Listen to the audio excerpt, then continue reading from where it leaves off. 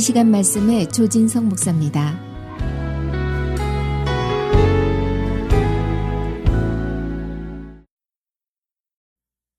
절친한 친구 사이였던 두 명의 청년이 뉴욕의 한복판 맨하탄의 브로드웨이 길을 걷고 있었습니다.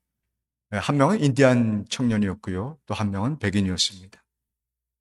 한참 길을 가다가 이 인디안 청년이 갑자기 발걸음을 멈추더니 귀뚜라미 소리가 나는 것 같은데 하고 귀를 기울여 보라고 친구한테 얘기를 합니다. 그러자 이 백인 친구가 안 들리는데 이 콘크리트 빌딩 숲에서 무슨 귀뚜라미 소리가 난다고 해. 그렇게 답을 했습니다. 그러자 인디안 출신 이 청년이 귀뚜라미 소리가 나는 그곳으로 점점 더 한 걸음 한 걸음 다가가서 봤더니 이 담쟁이 넝쿨에서 귀뚜라미가 울고 있는 것입니다. 그러자 백인 청년은 아주 신기해하면서 이렇게 말을 하죠. 아니, 이 세미한 귀뚜라미 소리를 어떻게 들리지? 궁금해했습니다. 그때 인디안 청년 친구가 주머니에서 동전을 하나 꺼내서 이렇게 땅바닥에다 던졌습니다. 그러니 이 동전이 땅바닥에 부딪히는 소리와 함께 떼굴떼굴 굴러갑니다. 그러니까 그 주변의 사람들이 그 돈이 굴러가는 그 소리로 다 집중을 하게 되어집니다. 그러자 인디안 청년이 이렇게 얘기합니다. 문제는 관심이야. 돈에 관심이 있는 사람은 돈이 구르는 그 세미한 소리에도 반응을 하게 되어 있고, 자연에 관심 있는 우리 인디안들은 자연의 세미한 소리에도 반응할 수 있는 것이지. 그렇게 얘기를 했답니다. 여러분, 관심이라고 하는 것은 마음을 두는 것입니다. 또 내 마음이 흘러가는 것을 관심이라고 얘기합니다. 이 관심은 나를 빨아들이는 어떤 힘, 어떤 에너지 같이 느껴집니다. 또 관심은 처음에는 작은 씨앗과 같습니다. 그렇지만 그 관심이 반복이 되어지고 또 집중하게 되어지면 그 관심이 마치 씨앗처럼 싹이 나서 자라게 됩니다. 그래서 그 관심의 어떤 예민함, 그 정도는 굉장히 강해지고 풍성해지고 예민해집니다. 우리의 관심은 나를 존재하게 하는 힘과 같이 느껴질 때가 있습니다. 어떨 때는 정말 그런 말 하잖아요. 그 얘기만 나오면 그냥 자다가도 벌떡 일어납니다. 이런 관심이 반복되어지고 더 예민해지고 쌓여지다 보면 그것이 우리의 삶의 어떤 스타일, 습관이 되어집니다. 그리고 그 습관이 성품이 되고요. 그리고 그 성품이 우리의 미래를 만들어가게 되는 것이죠.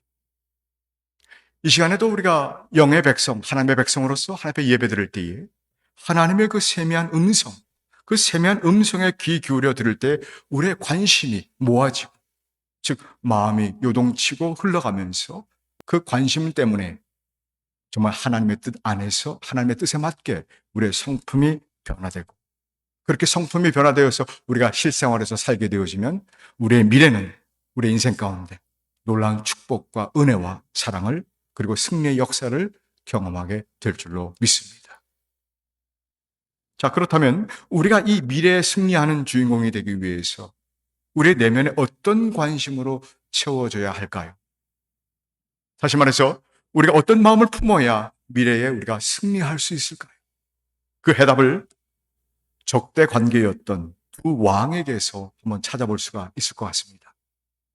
오늘 본문에 보니까 남유다와 유다의 적국인 아수르가 서로 대적을 하고 있습니다. 그 양국의 두 왕이 등장을 하고 있는데요.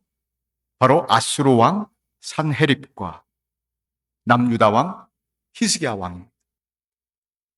근데 본문을 쭉 읽어보면 하나님께서 이들 왕에게 말씀을 주시는데 그 말씀의 내용을 가만히 들여다보면 우리가 우리 인생에서 승리자가 되기 위해서 어떤 마음을 가져야 할지 아주 영적인 분명한 힌트, 아니 클루를 꼭 우리가 발견을 할 수가 있는데요.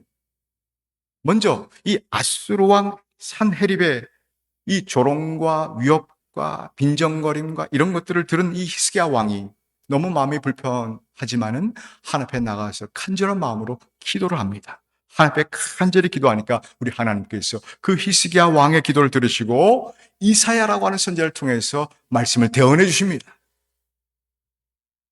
어떤 말씀입니까? 우리가 읽은 25절 앞부분에 보게 되어지면 22절에 이제는 예루살렘이 오히려 아수르 군대를 멸시하고 비웃게 될 것이다 라고 하는 그런 응답을, 그런 말씀을 주셨습니다. 반전의 역사가 일어나게 하겠다는 것입니다.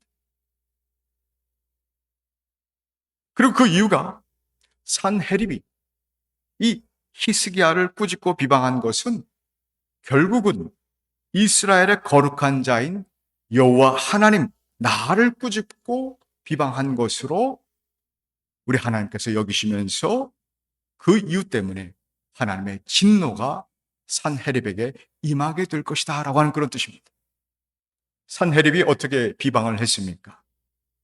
자신이 많은 그 군사, 많은 병거를 거느리고 이스라엘과 그 주변국들을 황폐하게 하겠다고 아주 장담을 합니다. 23절에 보면. 그렇게 큰 소리 치고 있으니까 그 오만한 자세, 그 아주 교만한 그 모습을 하나님은 지적을 하시는 겁니다. 그러면서 뭐라고 말씀하시느냐? 25절, 26절, 오늘 우리가 읽은 본문의 말씀인데요. 어떤 내용입니까? 결론은 이겁니다. 산헤립이 견고한 성들을 멸하게 된 것도 결국은 하나님이 하신 것이지. 하나님이 하신 것이지. 자기가 그 일을 한 것처럼 교만하게 굴면 안 된다는 것입니다. 근데 산헤립은 자신이 잘나서, 자신이 똑똑해서, 자신이 막강해서 그 일을 한 것처럼, 그래서 교만은 딱일 때가 참 많아요. 그렇게 자기가 한 것을 떵떵거리면서 자랑을 하고 있는 것이죠. 그런데 산헤립은 자신의 그 일을 한 그 상황을 놓고 그 교만은 결국은 하나님을 대적하게 된 것입니다. 그래서 오늘 그 다음에 27절, 28절 우리 한번 읽어볼까요? 읽어보면서 한번 그 하나님의 마음을 한번 같이 나누기를 원하는데요. 시작. 나는 다 알고 있다. 네가 안고 서는 것, 네가 나가고 들어오는 것, 네가 내게 분노를 품고 있다는 것도 나는 모두 다 알고 있다. 네가 내게 품고 있는 그 분노와 오만을 이미 오래전에 내가 직접 들었기에 내가 네 코에 쇠 갈고기를 꿰고 내 입에 재갈을 물려 네가 왔던 그 길로 너를 되돌아가게 하겠다. 결국은 이 산헤립이 패망하게 되어지는, 비참하게 패하게 되어지는 그 결정적인 이유는 바로 그의 오만하고 교만한 그 마음, 그 태도 때문에 그랬다는 것입니다. 여러분, 성경에도 나와 있지만 사람이 망하게 되어지는 것은 여러 이유가 있겠지만 그 중에 교만하기 때문에 그렇습니다. 역사적으로 우리가 경험을 많이 하게 되어지는 이 부분, 그냥 많이 들어서 아는 지식에 머무르지 말고 우리의 삶 속에 그대로 적용이 되어서 교만하지 않는 그런 삶을 우리가 새롭게 마음먹는 그런 은혜가 있어야 될 것 같습니다. 이 오만과 교만은 정말 믿음의 성장을 방해합니다. 또 인간관계에서 받게 되어지는 그 상처와 연합하게 되어지면요, 상승작용이 일어납니다. 그래서 그 상처를 도지게 만들죠. 그렇지 않습니까, 여러분? 겸손하면 상대에게 상처도 잘 주지도 않지만은 상대로부터 상처도 잘 받지 않게 되어집니다. 너와 나, 우리 내면의 최대 적은 바로 교만입니다.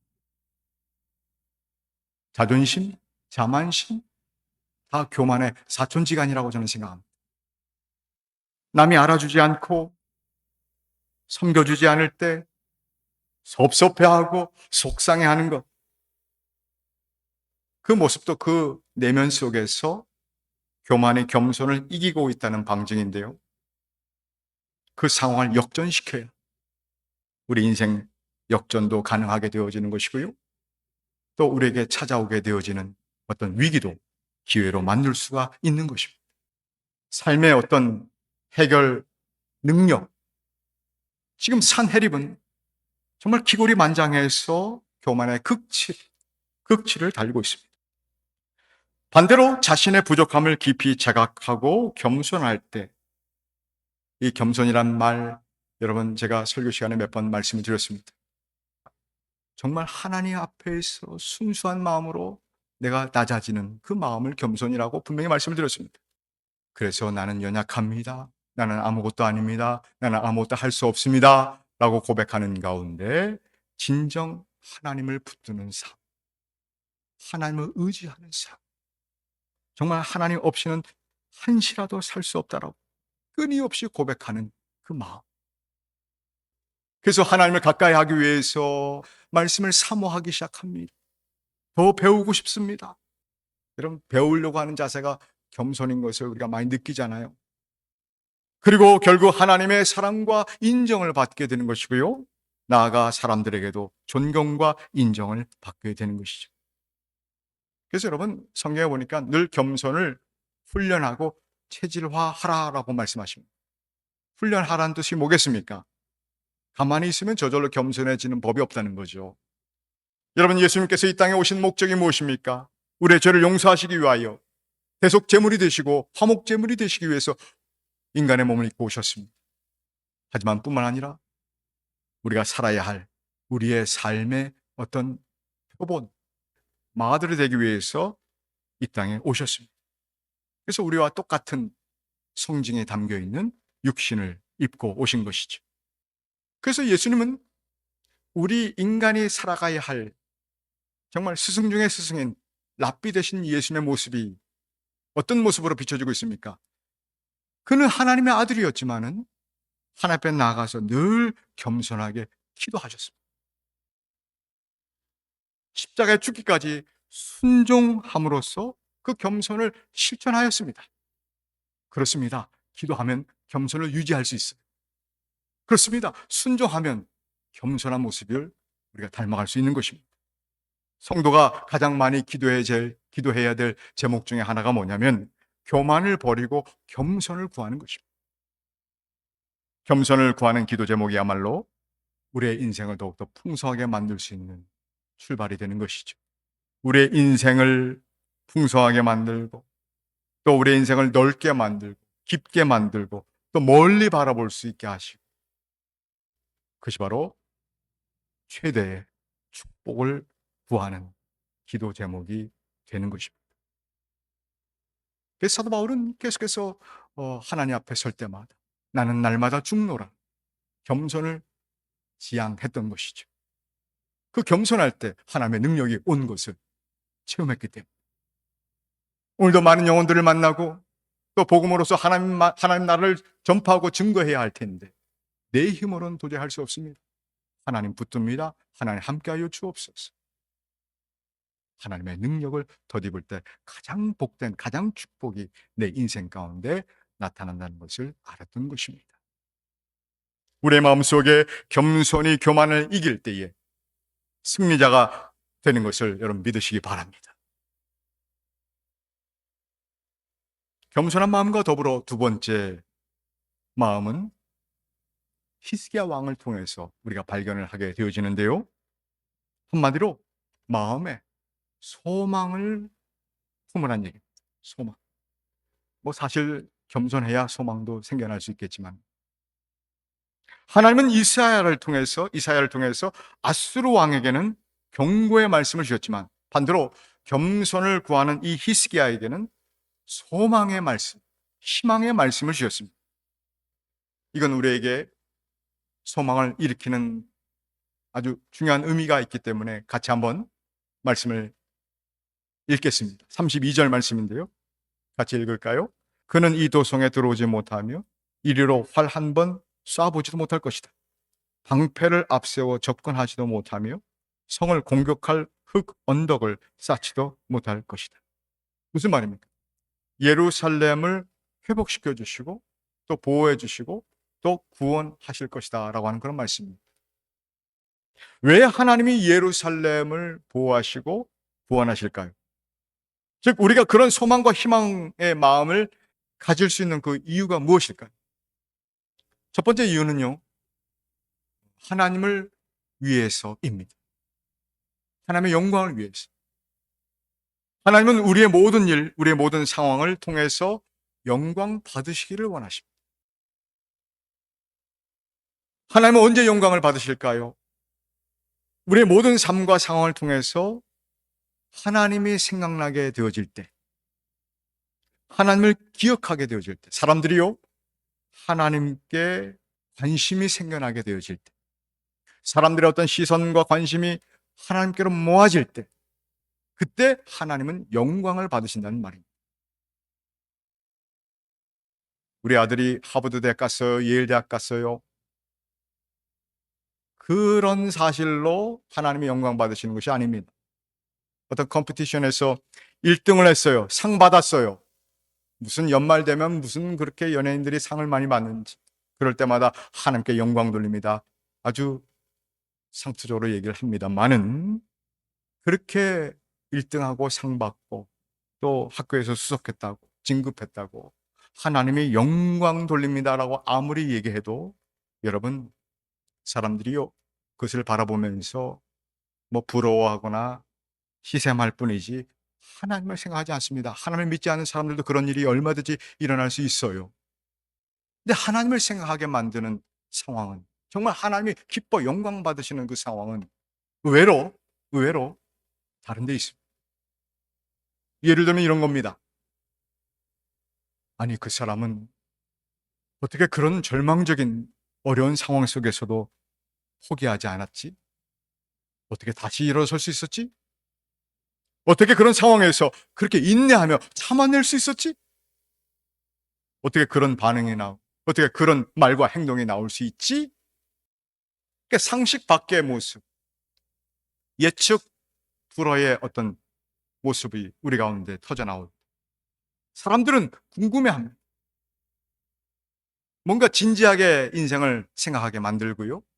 그리고 뭔가 느껴지게 합니다. 깨달아지게 합니다.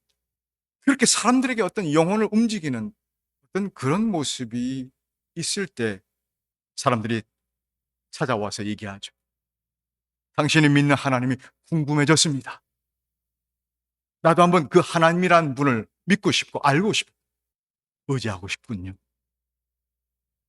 라고 하면서 조금이라도 하나님을 떠올리게 할 때, 하나님을 생각나게 할 때, 하나님은 그때 친히 영광을 받으신다는 것입니다. 진정 우리의 삶이 희망의 삶이 되어지고 또 승리자가 되기 위해서는 우리는 하나님을 생각하게 하고 또 하나님을 기억하게 함으로써 하나님께 영광을 돌릴 때 이루어진다라고 하는 것을 믿으시기 바랍니다. 하나님께 영광. 두 번째, 우리가 소망을 가져야 되는 이유가 뭘까? 왜 예루살렘을 보호하시고 회복하시고 구원하시겠다라고 하셨을까요? 굉장히 중요한 단서가 하나 발견되어지는데, 하나님은 신실하신 분이기 때문에 그렇습니다. 신실하신 분. 우리는 어떤 상황 속에서도요, 하나님을 신실한 하나님으로 믿어야 우리가 승리할 수 있게 될 줄로 믿습니다. 무슨 얘기 나옵니까? 다윗 이야기가 나오잖아요. 하나님은 예루살렘을 지키고 보호하여 주심으로 말미암아 다윗과 맺은 그 언약을 내가 신실히 그 약속을 이행하고 지키시는 신실하신 분임을 우리에게 말씀해 주셨다는 것입니다. 그 내용도 한번 같이 읽죠. 34절 말씀인데요. 같이 봉독합니다. 나는 내 명성을 지키기 위해서라도 이 도성을 보호하여 구원하고 내 종 다윗을 봐서라도 그렇게 하겠다. 내 명성 얘기했잖아요. 하나님은 자기의 명성을 어떻게 지키신답니까? 신실한 모습으로 지키신답니다. 한 번 약속하면 반드시 이행하시는 분이 우리 하나님이시란 얘기예요. 그래서 여러분 신앙생활 할 때 가만히 묵상해 보면 참 감사한 것 중에 하나가 무엇입니까? 하나님이 영원히 변치 않으시는 분, 정말 변하지 않는 분이다라고 하는 그 믿음이 정말 우리가 또 감사하게 되는 것 아니겠습니까? 하나님의 신실하신 faithfulness, 한번 약속하시면 반드시 성취하시는 분. 그 하나님은 다윗의 하나님일 뿐만 아니라 다윗과 약속한 하나님일 뿐만 아니라 오늘도 그 약속의 말씀을 그대로 믿고 따르며 순종하는 우리들의 하나님이신 줄로 또한 믿습니다. 그래서 하나님은 동일하신 분이죠. 동일하신 분이죠. 그 신실하심이 우리에게 있어서 희망의 근거가 되고 또 희망의 뿌리가 되는 것입니다. 여러분, 하나님의 그 신실하심에 대한 믿음, 그 믿음은 우리 성도들의 마음에 아주 든든함과 안정감을 주는 정말 최대 영적인 비자금이라고 저는 생각합니다. 오늘 예배를 통해서 영적인 비자금을 아주 깊이 채워가는 그런 축복과 은혜가 있기를 주님의 이름으로 축복합니다. 아무리 힘들고 아무리 어렵고 때로는 서글프고 수치스럽고 뭐 별의별 일을 우리가 다 만나지 않습니까? 그런 일이 있어도 변치 않으신 그 하나님의 신실하심을 믿고 확신한다면 우리가 받은 상처는 그냥 더 이상 상처가 아니고 그 받았던 상처도 급속히 아물게 되는 것은 물론이거니와 그 상처가 아물게 되어지면 그대로 하늘에서 하나님께서 정말 눈물 흘리시며 대견해 하시는 아름다운 훈장이 되는 것을 믿으시기 바랍니다. 절대 상처를 덧나게 하지 마십시오. 지금도 과거의 상처 때문에 그 상처를 오늘도 덧내는 그런 삶을 사시는 분들이 있어요. 혹시 절망적인 상황 때문에 정신이 혼미해져 있습니까? 정신을 똑바로 차리고 하나님의 그 신실하심에 집중하시고 하나님에 대한 절대 신뢰를, 그 신뢰 안에서 다시 한번 꺼져가는 그 희망, 약해진 그 희망을 다시 회복하게 되시기를 우리 주님의 이름으로 축복합니다. 결국엔 어떻게 됐습니까? 그날 밤에 이제 하나님께서 이행하시는 여호와의 사자가 나타나서 아수르에 있는 진영에 있는 그 군사들 몇 명? 18만 5천 명. 제가 끝까지 읽지 않았습니다. 일부러 놀래켜 드리려고. 몇 명? 18만 5천 명이 하나님의 여호와의 사자에 의해서 그 18만 5천 명을 쳤습니다. 아침에 일찍 일어나 보니까 난리가 났어요. 다 송장이 되어 있는 거예요. 다 죽었어요. 그처럼 비참하게 군사들을 다 잃은 이 아수르 왕 산헤립은 이제 부랴부랴 도망갑니다. 퇴각합니다. 어디로? 니느웨로. 니느웨로 도망간 사람 또 있었죠? 누굽니까? 요나. 그때 뭐 제정신이 아니었겠죠. 왕으로서의 어떤 채통, 권한, 리더십도 다 잃어버리고 그냥 자기 살기 바꾸게 도망하는 것입니다. 근데 여러분 더 후반으로 읽어보면 같은 텍스트이기 때문에 같이 내용을 같이 종합해서 이해하시면 좋을 것 같습니다. 36절 후반부로 가게 되어지면요. 이 산헤립이 자기가 섬겼던 그 이방신이죠. 니스록이라고 하는 그 신전에 피신을 합니다. 근데 그 피신할 때에 아드람멜렉과 사레셀이 그 산헤립을 살해합니다. 기회는 요때다 하면서 정권 차지합니다. 아들의 손에 죽어가는 그 비극적인 죽음의 결말과 함께 아들들은 아버지를 죽인 페르나가 되고 또 그 가문은 범죄의 가문, 저주의 가문이 되고 맙니다. 주변국들을 화죽지세로 정복하면서 의기양양하게 기세를 올린 그 아수르 왕 산헤립. 많은 사람들이 부들부들 떨었어요. 힘없는 이 유다 왕 히스기야는 어떻게 나라를 이겨낼 거라고는 전혀 생각도 못했을 거예요. 그저 할 수 있는 거라고는 하나님 앞에 나와서 기도하는 것뿐이에요. 우리가 살면서 그런 얘기 많이 하잖아요. 내가 할 수 있는 것은 기도밖에 없어요. 그런 처지와 환경과 지금 상황에 놓여 있는 분들 잘 하시는 겁니다. 기도하시면 되는 겁니다. 여러분 인간적인 생각에 사로잡히지 마시기 바랍니다. 이렇게 해야지 승리할 수 있고 이렇게 해야지 해결할 수 있고 그거 다 인간적인 생각이죠. 오늘도 예배하면서 혹시 그런 인간적인 생각에 붙들려 있거나 또 내가 조금이라도 내 모습 속에 있다면 그것이 인정된다면 오늘 이 시간 하나님의 일하심을 영적인 눈으로 똑똑히 바라볼 수 있는 은혜가 진정 임하게 되시기를 주님의 이름으로 축원합니다. 하나님의 역사는 구원의 역사입니다. 그 구원의 역사, 즉 절망이 희망으로 변화되는 그 역사가 지금도 우리의 겸손과 우리의 소망에 대한 믿음, 그 마음으로 얼마든지 가능하다라고 하는 것을 깨닫게 되어지기를 주님의 이름으로 축복합니다. 내 인생을 정말 기쁨의 삶으로, 희망의 삶으로 바꿀 수 있는 나의 마음의 태도, 겸손과 소망입니다. 살다 보면 히스기야 왕 같은 난처한 상황에 처할 때가 있습니다. 무서운 대적이 위협해서 낙심과 두려움과 절망으로 우리를 내몰 때가 있습니다. 그때 실망하지 말고 두려워하지 마시고 또 불평하지도 마시고 원망하지도 마십시오. 오히려 그때는 신실하신 하나님께 우리의 신실함을 보여줄 수 있는 기회가 되는 것입니다. 그리고 그 비결은 하나님의 신실하심에 거하는 것입니다. 그 신실하심에 거한다는 뜻이 뭐예요? 그게 바로 겸손이라는 뜻입니다.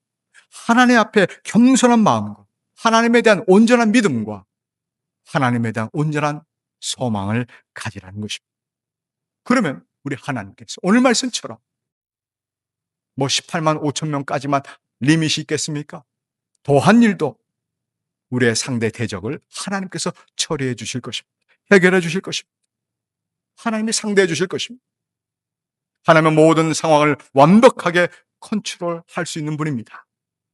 하나님은 내 삶도 조정하시지만 내 상대의 삶도, 아니 내 환경과 상황도 조절하실 수 있는 하나님이십니다. 우리가 연약하기 때문에 삶의 기복은 있을지라도 성도의 삶은 최종적으로 반드시 승리의 자리에 올라가게 될 것입니다. 최후의 승리를 믿는 것이 하나님을 향한 온전한 믿음입니다. 이 온전한 믿음으로 하나님께 나아가 반드시 승리하는 저와 여러분 모두가 될 수 있기를 우리 주님의 이름으로 축원합니다. 눈을 감고 한번 기도하겠습니다.